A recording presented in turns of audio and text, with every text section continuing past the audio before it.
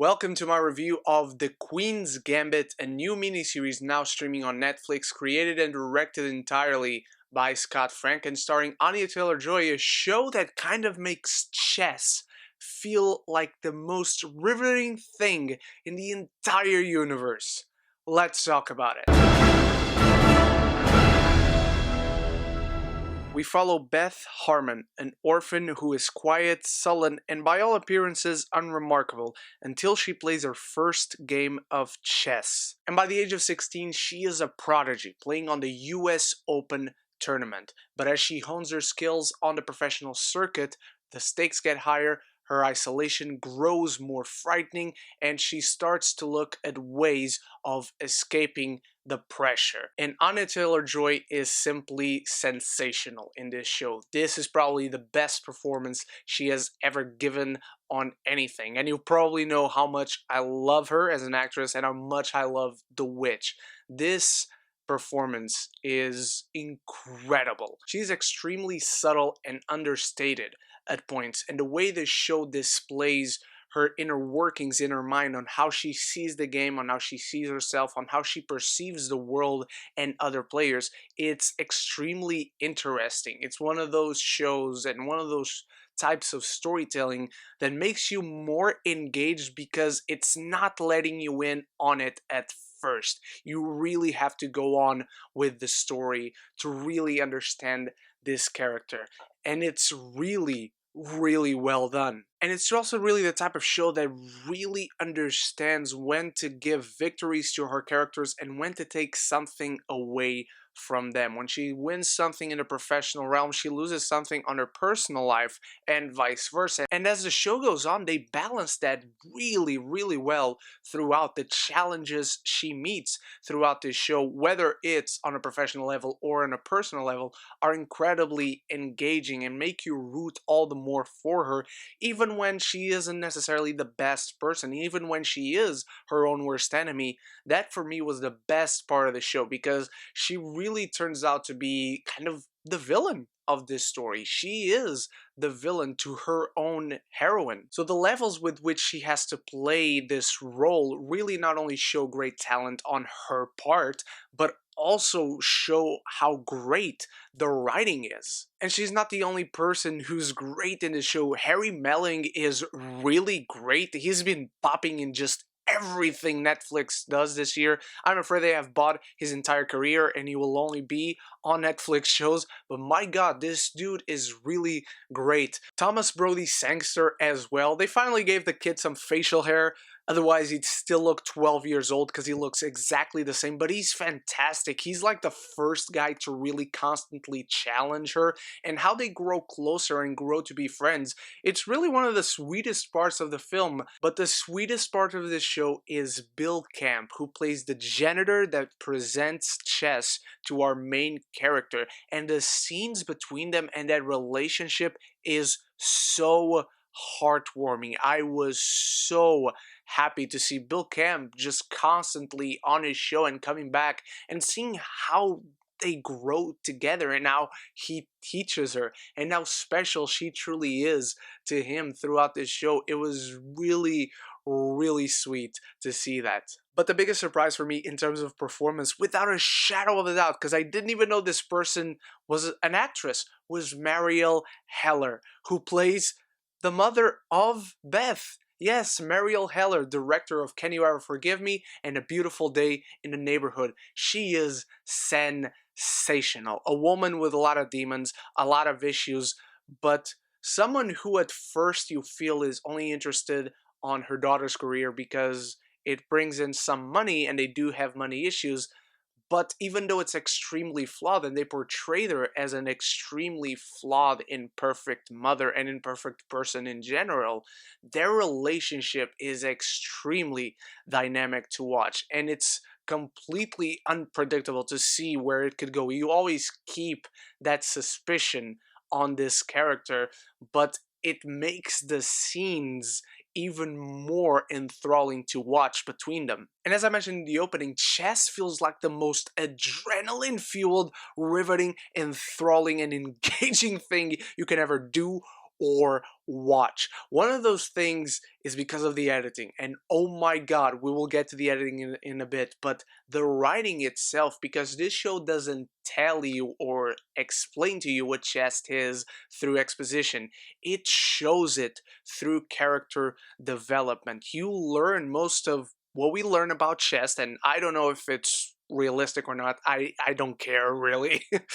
But we learn it with our main character as she goes on, and then we learn into strategies, and the show doesn't treat its audience like dum-dums.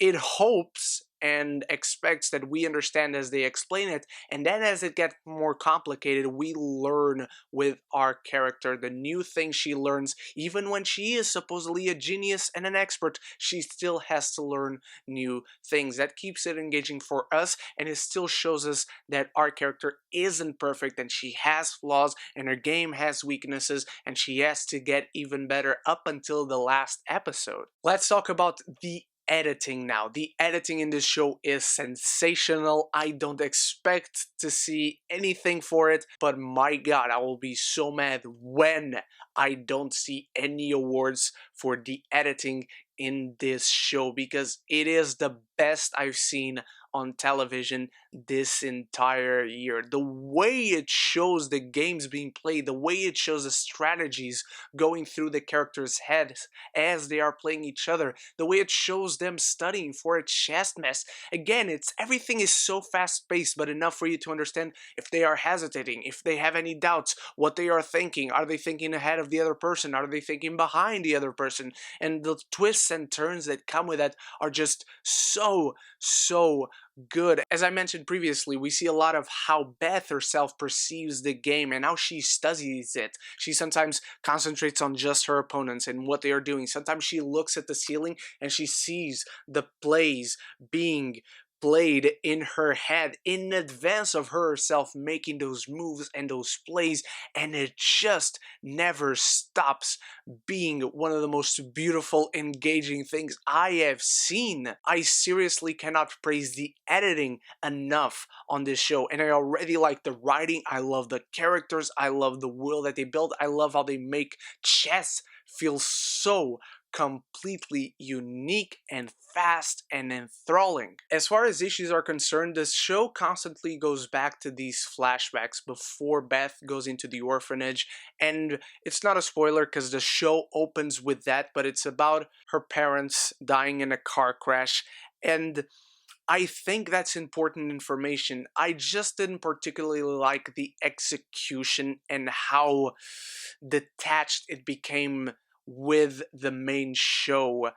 By the end of it, we go into these flashbacks little by little until the last episode, and I just didn't feel like we needed to. I think the show would have gained something more if we knew the entire quote-unquote story of those flashbacks in advance. I didn't notice anything on the first 5 episodes. This is a 7-episode miniseries.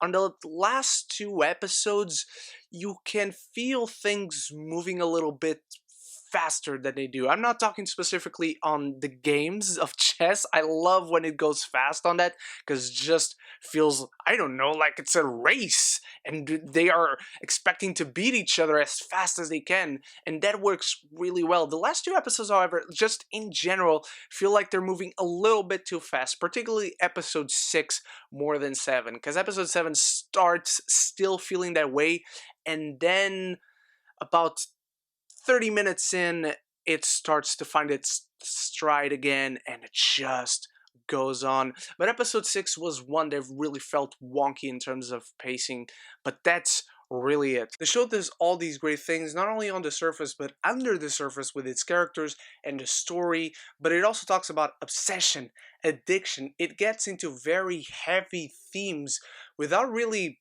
holding back and exploring them in very interesting ways and connecting them to what our main story is, what it's trying to say about all those elements with the arc that our character goes through throughout the entire 7 episodes, because at the end of the day, it really feels like a 7-hour long movie. This is a show that caught me completely off guard. I was looking forward to it, but I was still hesitant, even though I loved Anya, but it was a show about chess. How interesting could that be to me? By the way, chess is probably the most boring thing in the world to me.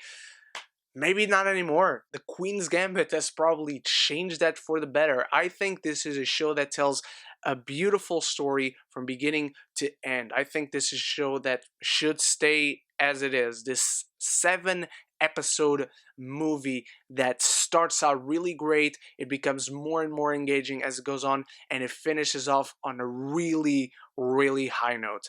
I'm giving The Queen's Gambit an A.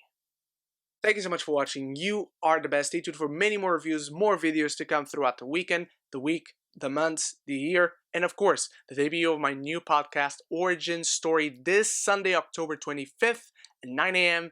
PST with the guest, Zach Pope. I hope to see you there. And so until the next video, please do stay beautiful, do stay geeky, and please don't forget to like, to share, to subscribe, because it really helps me and the channel out. But most importantly, above everything else, forever and always, love each other and love the movies.